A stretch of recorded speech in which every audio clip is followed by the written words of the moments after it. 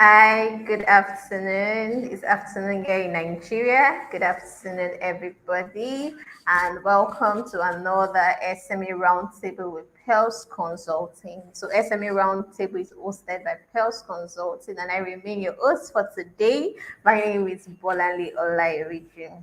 So, welcome, everybody. We're having a great session, and I look forward to a great session for Pels for Roundtable.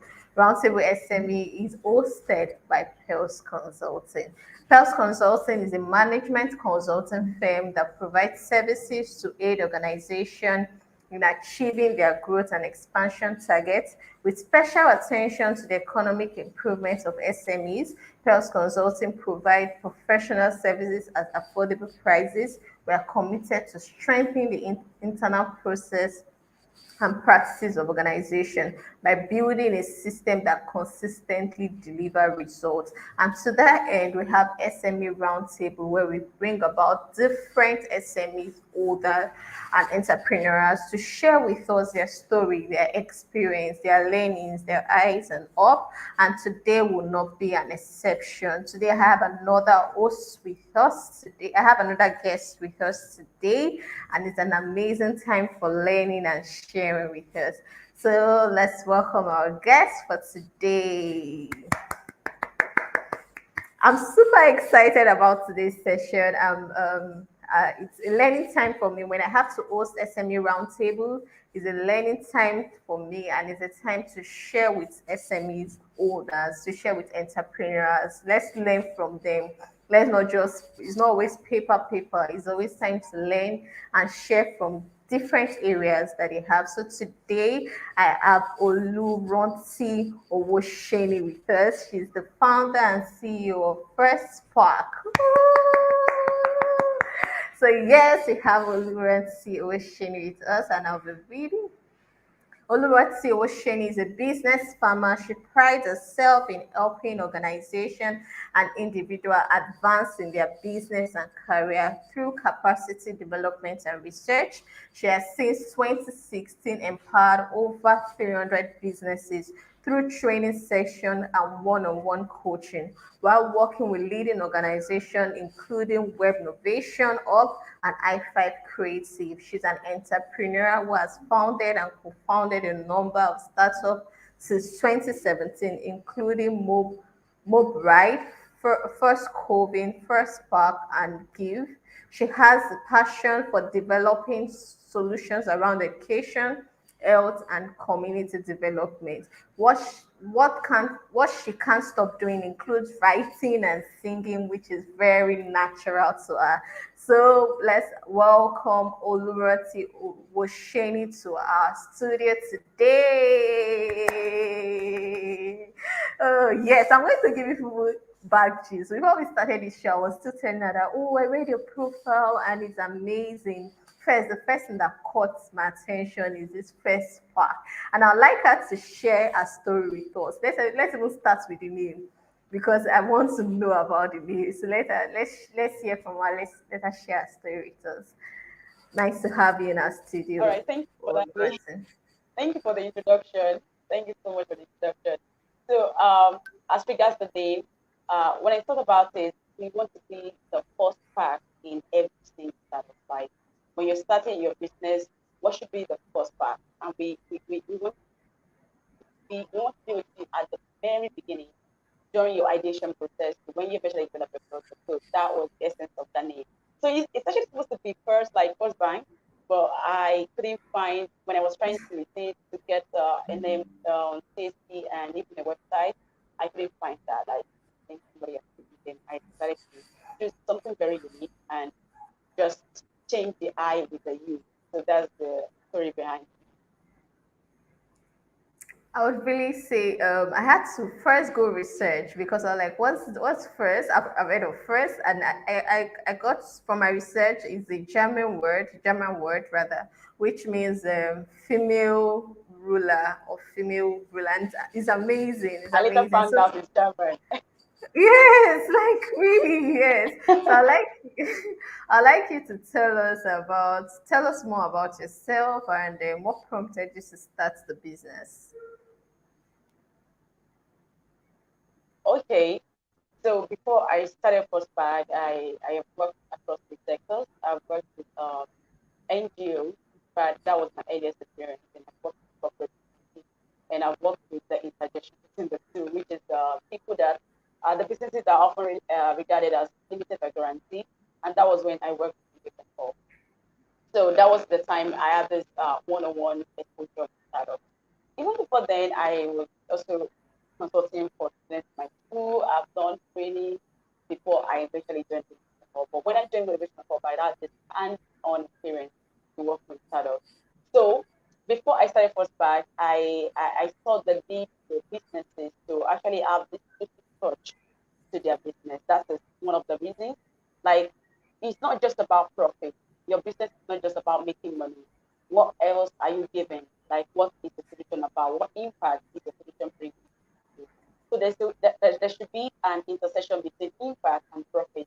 And when you do this, you should also be able to share your story with others for them to understand, okay, this is why I'm buying into this particular business. Because people don't want to be told to. Like, even though you need a shoe, even though you need a jacket, you don't want to be told to. You don't want to be told to buy it. Like, you want to see a reason you should get that particular dress. So imagine somebody that is into the business of making eco-friendly jackets, and they're telling you that they're doing this business because they are actually protecting the environment, and they are also clothing some people with a particular percentage of the proceeds from their business. So there's a need for every single business to see themselves in this line. Like, aside from the money we're making, what impact are we also bringing to the people? So I saw myself as somebody who has gotten this experience from the non-profit sector and for the profit sectors, and I see the reason these two things come together. So I believe that I can offer that to everybody who is trying to start their businesses, especially startups. Then aside from that, I have previously operated a startup by myself. It's a food business where I was a student, and it failed. It failed woefully, and I tried to assess, okay, what should have worked better in this particular business, and I identified the loopholes, and I was like, okay, I'm gonna stand in the space where I can help people that are coming into my shoes or that might want to follow the same path, for them to prevent all this hazard that might be on the way, like all these loopholes, to prevent them from falling into them. So that was why I started back to give the clarity of impact and profit, and to also help people to move from ideation to program. That's amazing.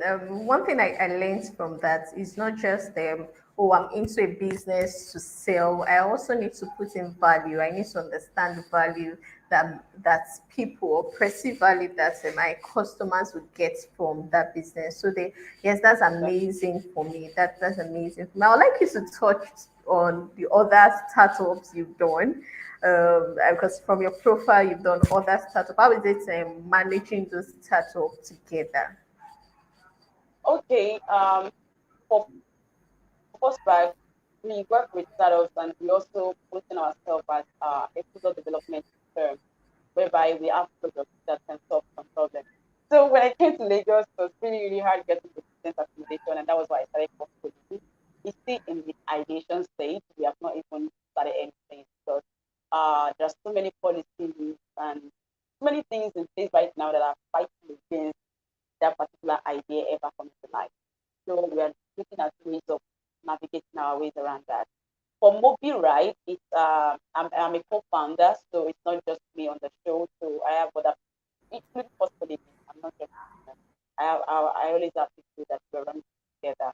So for Mobi Ride is currently operating in Kaduna. Even though we started in Lagos, uh we have this big solution I wanted to bring to Lagos. Like, we wanted to curb the traffic issue in Lagos. Let's give people opportunities to carpool instead of using several cars at the same time. So if you have your own car, I can come into your car for the whole week, and then by that we remove like 4 cars from traffic. So that was the idea behind the big ride. But then it didn't work out in Lagos. So we had to move to Kaduna, and started doing that for students and for citizens of Kaduna. So that's that about the ride. It's not just the on the road. I always have to plan.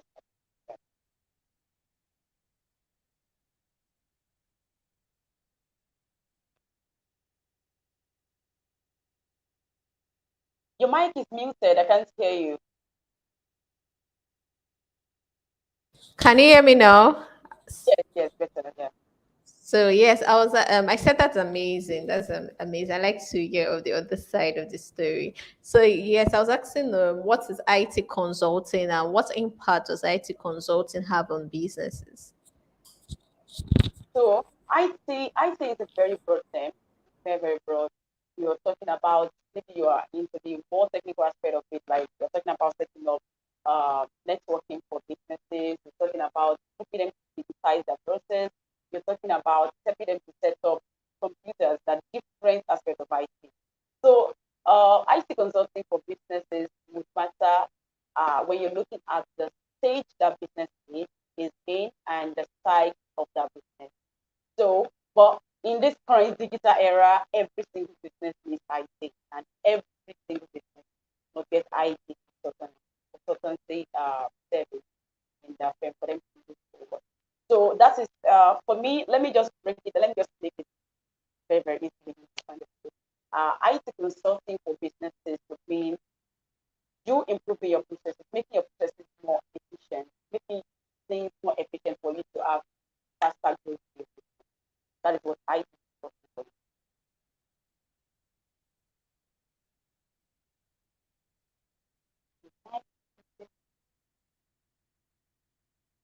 Your mind is said again. Thank you so much. I agree with you that the world is going digital and we have to constantly revolve, and that's why IT. There's no business now without IT, like you said. Every business needs IT. Every business needs IT Okay. consulting, and you help you to help you digitalize, help you go global. Face if you have to face that global market, you really have to make use of IT. You have to know that aspect of your business. So I agree with that. So I would like to ask if you could share with us some of your win times and low times in your business. Okay. So for first back, I started back like original 2018, but it was like how would I put it now? It was like a part time kind of business, like a side hustle. Even there was managing as a it was a side hustle because I was working full time for that. Then I incorporated it in 2020. That was when Corona hit, and I started off with a training for businesses and individuals that might want to start uh, learning digital skills for them to cope during that period. So it was just me on the show, and thankfully I am this multi-talented woman, and I don't have the big I didn't have the big money to come for the design website for me, being a marketer, being a social media manager. I was everything at once. And I think I got the first staff to work with me in 2021. Early 2021, that was when I thought that okay, I really need to focus on the sales aspect of business and all that. It's not just about because initially it was more about the impact I wanted to make in businesses. The impact, like I didn't care about the amount of money I was making because it was just me and I was still earning salary from other people. So I didn't think about the group. I was just okay, let me help as many people as possible prevent themselves from falling early startup problems. So um, the one of the highest challenges and one of the biggest challenges in this journey so far, I would like to do is getting the right people. It's actually very challenging, and not just I don't think it's just for me as a small enterprise, like as a small startup at the moment. It's also one big problem that every organization faces. I think I've been opportunity to be on the board on a recruiting board for bigger businesses. There's always that gap of looking for the right people, not just the people who are and who are capable, but the right people to work with you that see themselves in your company that will help you achieve that. Who don't see it as a means of making ends meet for themselves. So that has been the major. And currently, we don't recruit based on you went to school, you have the particular degree. We recruit based on willingness to learn, become better in any particular field. So I like to ask the question of where do you see yourself? Like, what is exactly what you are passionate about, and why do you work? Like, why do you? And I often see this gap of people just wanting to just do anything. I don't want you to come work with me because you saw that there's a job advert out there. I want you to be able to tell me, okay, this is what I found out about your company. I've researched. Because that's what I do when I was really working for that company. I go ahead and research this company. What are their gaps? Okay, where do I fit in this particular company? If I don't see that, I don't bother applying. I don't bother applying. So it's quite disheartening that people this time around don't most people don't care about all this. They just want to interview and get the job done. Don't get the job done for free, just wait for it to an end. So that has been the major challenge, getting the right team to work together. And of course, because we are still small and we still need to we still need to make compromises, especially in working with all the startups. Most of them have not raised, most of them haven't raised, and so they are looking for someone to work with them on their budget. And we don't see any issue with that if you are willing to pay the agreed upon price. But sometimes that could be limiting in terms of revenue, especially when you have a team that you're working with. So that's all I can say. Oh, okay. Thank you so much. I would like you didn't share with me your wins. I wanted to know about the win, the high time or the Okay, good time of.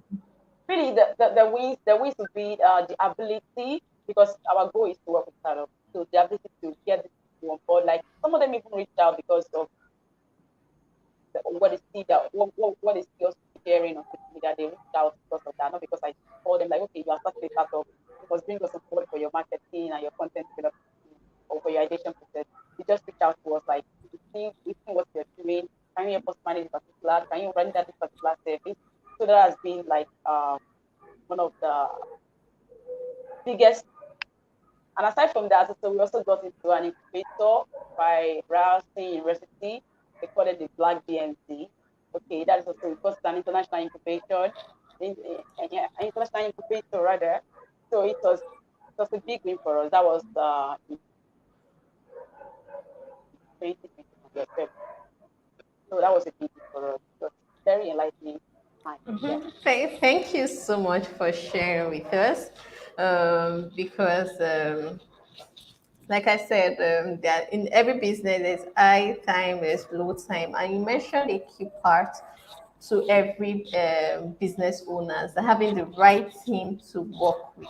Having the right team to work with can be a major to every business owner because finding people that will share your vision and then share the values that you have, like run with it with you as you give value, they also give value to your organization can be really challenging for every business owner, which I totally agree with you. So I'd like to ask them concerning people management, which of the people you have currently or the team you have currently with you would you say that is key to your management?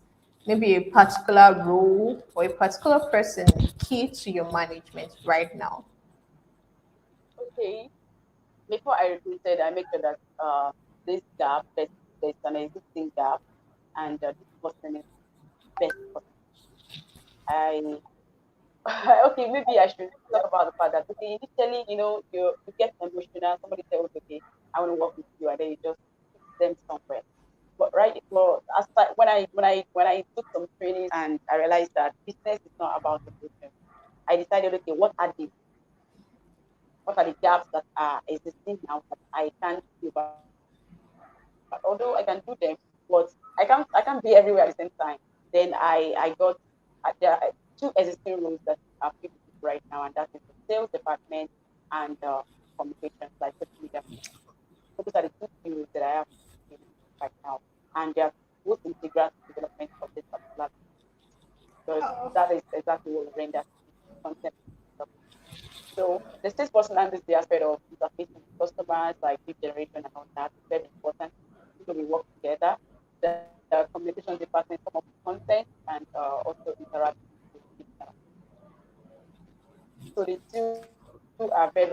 regards to close of this particular. Oh, Yeah, thank you fantastic. so. Yes, thank you. I think you operation and sales. Yes, it's very key. Mostly sales. I would really agree with you on that. The sales department or sales team is very key to every department or every organization because we want to ensure that the organization keeps selling, keep making that profit for it. So yes, that's it. Exactly. Then I would like to ask about data gathering or data generally. Do you see the impact of data to your business? Yes, and I am very sure every single business needs it as well. Like you're no longer in a time where you just wake up and guess what's running your business. Not do that. You must use data. Like okay, what because okay when we let's start with social media management for instance. When you throw out a piece, not all your content are going to do well the same way at the same level. No, some content you would have created like okay, this content is going to be bam, people are going to love it, they're going to share and all that. And then you post and you get maybe like two likes from um what would I call them now? People that have you not that they actually get um impacted with those content. Whereas you just come up with the content and throw it out and people really engage like massively. So you need to go back and use your analytics to check which one is doing better and don't be emotional about it. Just start yourself and work more on the content that you really need at that moment. So aside from that, even in business, there are some services that we render that people don't really demand for, whereas there are some that we render and it's always important. Like almost every month we get requests for those services. So we check the data and say, okay, this is what we should focus more on. We should do more marketing for this particular project so that people can reach out to us in this segment. So that's data is very important, very important. Making Exactly. Like you mentioned some content. I just said some content will just go viral. Like it will just go, it will exactly. go wild, it will go viral. And everybody will And like, you never ever plan it. like that's it. You never planned it, and it will just go wild. Everybody just accept that kind of that content, Exactly. and to go beyond you. That's that kind of thing. So data gathering, like I said, is important. While you were introducing your business, you talked about being incorporated 2020, and that's COVID year.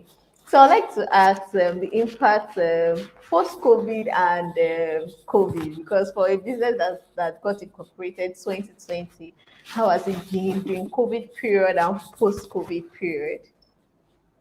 Okay, because we're in the digital space, and I think 2020 was a very enlightening year for almost everybody, including business owners and individuals. Like, okay, if I don't have the important tech skills, if I don't have the right digital skills, I'm just redundant or I am not wanted because most people who are not well skilled were laid off at this particular time of this century in that particular year. Most people don't have the right technical skills that can drive growth in any company. Most of them don't.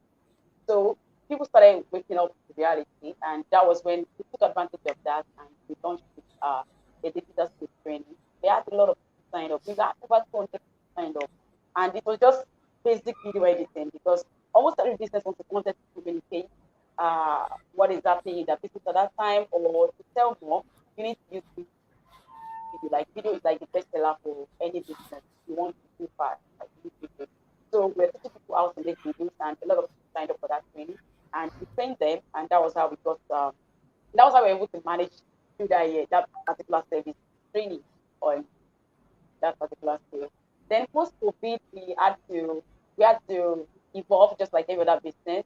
We had to go back and check what what is actually working and what would never work and what might work in the future. Check the data on our drawing board and then came up with new plans for services that people would. And even during this COVID period, though businesses died, some businesses emerged or some businesses became so known. Businesses like or products like Zoom, like even StreamYard, like all the social media platforms, Netflix, all of them got like they got this income boost around this time because people now saw the need for them. So it's good to look at this period and factor in your business, like what can you offer to people. Beyond this, like what your business is relevant to people, so you can focus your strength on that and do something better. I would totally agree with you. Yes, I'll say for you, maybe COVID is a blessing in this guide. Like it Exactly, came, like when people really needed it, they needed that digital space, they needed that idea, and that was just it. exactly. That, that was It was a blessing. that was just it. So I'd like to ask if your business has been affected by any government policy or maybe changes in government has affected your business. I remember you also spoke about the mobile ride that didn't work in Lagos. So have there been, maybe you could share, maybe because of government policy affecting your business? Government policies we always show its ugly edge. There are different policies, and if you're not aware, you might eventually run at loss. Like it affected the life of two other market other the other time. So for our business, basically, we are not much affected at first part as a rule, but for first delivery, for instance, there are some policies in place that did not allow that idea to flourish like as fast as we had wanted to flourish. Um, the policies like okay, housing policy whereby you can what we planned is that people should be able to rent houses on a monthly basis. Since you collect a salary on a monthly basis, to be able to pay your rent on a monthly basis. And there was that was a very big um, uh, what would I call it now, challenge for us because most landlords wanted to collect yearly because there is no policy that is telling them not to collect on yearly basis. Aside that, also the co-living aspect of things, it might not be written in book, but people just tell you this particular challenge that you can't cross this bar because you might be affected by this particular law. You go back to check very well and see that eventually they were saying the truth. So the co-living aspect is like, okay, we are renting a this place and we're you like digital nomads, tech guys, tech ladies to live together so that they can share common goals and work together, live together, have fun together. And what we got from landlords were like, no, no, no, they don't want to. Even though they permit co-working, they don't permit co-living because they believe that you're. I'm thinking about the money aspect, and they're also thinking about resources like water and other basic issues like life. So that really, really affected. So I was kind of excited when I saw last year December. I saw it in Lagos where Lagos State government put all this banner like landlords cannot collect their rent on a monthly basis. But it has not been implemented because I don't see anybody talking about that. People still complain, they still cry wolves on Twitter almost every day about the exorbitant rate landlords their houses. And aside from that, I think they also scrap the agents and commission fees. For people, if you rent house, if you call anybody to rent house today, you tell you to pay your agency and commission fee. And there's nothing for you to code for them. Even if you tell them that okay, the Lagos State government has put this law in place, they will tell you that the Lagos State government they want to put the house. So if those laws, we have laws that might even permit better business, but then how well are people informed about them? And are they really, really being implemented? Are they being enforced? Rather? So Yes, those I would, different I would, policies. I would Yes, I would probably agree with you because I remember recently it was a land issue. Landlord, you had to pay 1.5 years or max 2 years Imagine. with agency fee before you move in. So yes, I get how this land rental issue probably come on board generally. So yes, it could be sometimes governmental policies affect business. So I would like to ask if you engage consultants and how beneficiary do you feel consulting is for your business? Okay. I've had a number of partners, like business partners, which are their consultants. I have legal consultants. I have business development consultants, reach out that they want to work with us, like attending to our clients, and which is very, very fantastic. It makes the body lighter and it also makes it to talk together, attend. We also tend to do businesses. Well, I have never engaged consultants. I have never engaged consultants on the basis of a personal business goal. The only way I could have done that is when we got into the Rousing Innovation Program. And I didn't pay for it, but it was very, very fantastic. Like very, very fantastic. Every business should, if you have enough income for that, you have enough revenue for that. I think every business should consider getting into at some point in time. It's just better, uh, better growth for your business. Professionals will for better growth, especially accounting, legal, history, business development. They are very, very important when it comes to running business. If you have enough money, you think them based on a partnership, very fantastic. I'll totally agree with you. Engaging consultants cannot be overemphasized. If you have a need and consulting helps you to just get that business in shape in every area. It helps you to get that business in shape, help you in ideas, help you like stretch forth your arms instead of you doing try and failure every time. Try and fail. You Exactly. can always Exactly. learn Yeah. how to do it better and then how to move better. We had lots of questions coming on board, but I didn't want to stop you because I was having a great session and I was learning. So I'll just pick some of our Okay. questions so that we can just have them on screen. So yes, we have a question from Oyin Consola. She's asking that often hear people say IT is the future. Can you can you explain this better? IT is not the future. IT is now. IT was so yesterday.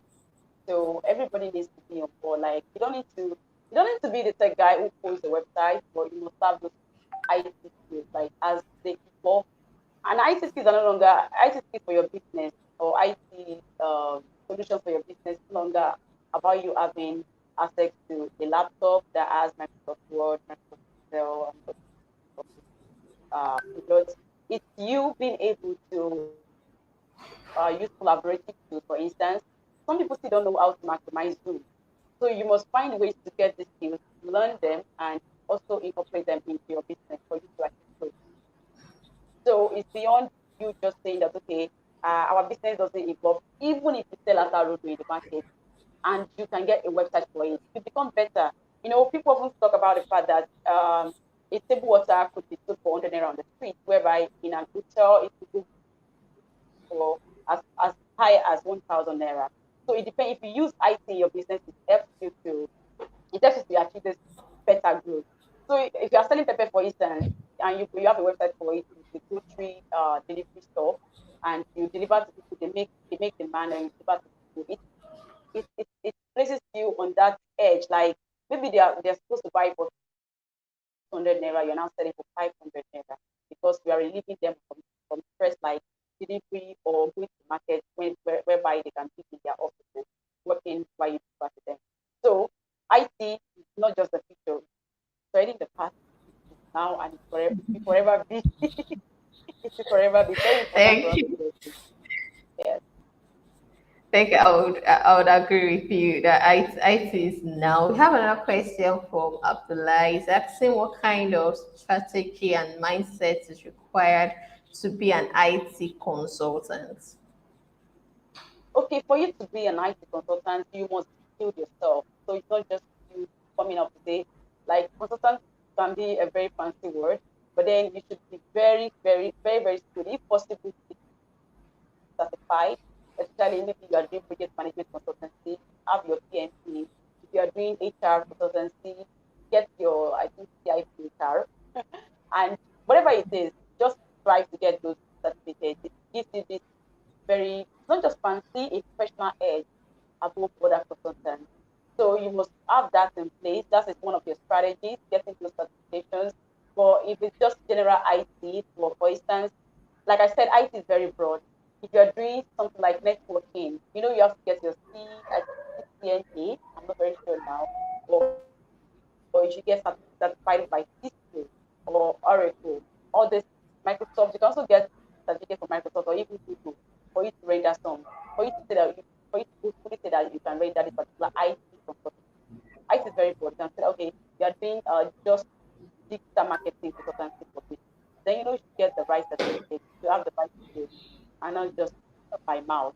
And then the mindset is, of course, you have a positive mindset, a growth mindset, because all these skills, like I said, they evolve. Life is no longer about Microsoft Word on your laptop. People are now talking about Google Suite, like use Google Suite to attend to businesses.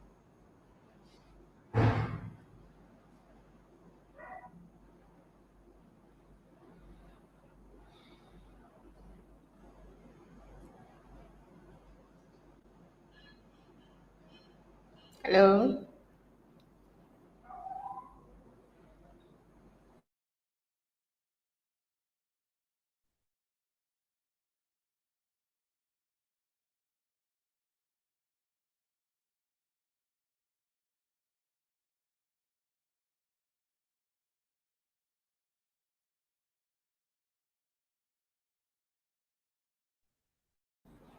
Hello.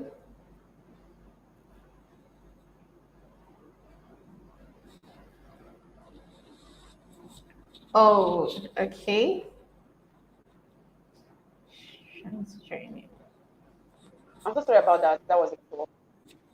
Oh, that's fine. Did So you get yes, yes, I did. I was able to get you on mindset and strategy. So you have a question. I think that's the last question for today. Where do you get your inspiration from?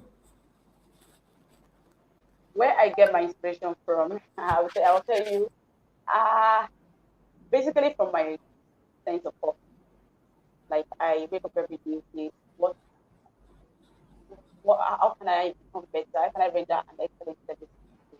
The fact that people are still falling into, especially investment, call it voila, investment problems, challenges.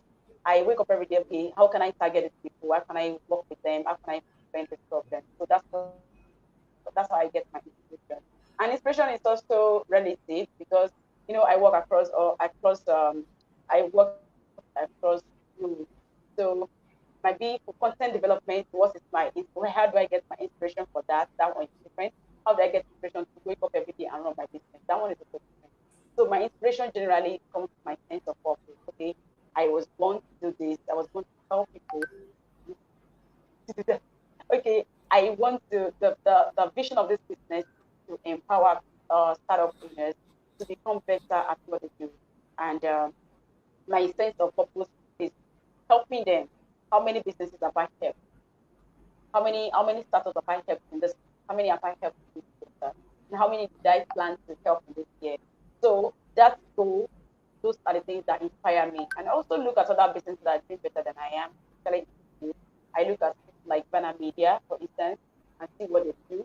And I look at role models like Gary Vaynerchuk and see what they do for me to also do something better for my community. Thank you so much, Oluranti, for sharing with us. I'd like to ask for your parting words for people that or entrepreneurs or young people that are looking up to venture into this type of business or generally entrepreneurs. What would you say is your parting words to them as we wrap up this show? My person word would be find purpose for you. Not just I know we are in the system or we're in a world whereby everybody's following culture, like just do whatever brings you the money. Because one day it won't just be about the money. You look for your peace of mind, you look for joy, you want to feel fulfilled, and you might not get any of this if you are working outside purpose. So find your sense of purpose, whatever you're doing.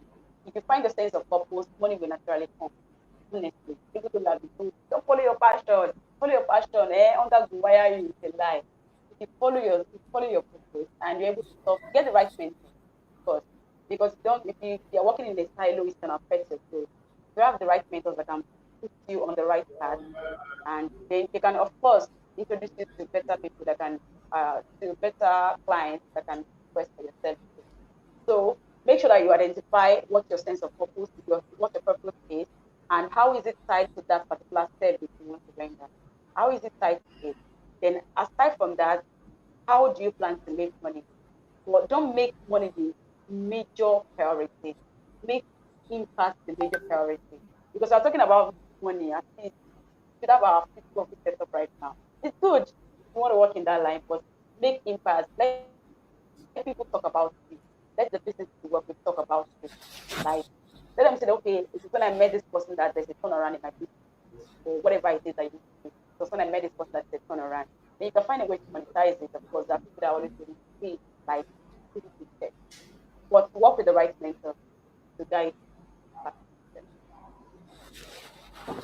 Thank you so much for sharing with us. I really enjoyed this session. Personally, I learned, like you said with your person word, let impact drive you. Let that impact drive you to do something. Let that your business speak for impact to people's life, to values that you're giving to people. Just like the way you started, yes, let impact drive you and let that be your focus for every business. Thank you, Oluranti, for coming to this Thank SME you so much. roundtable.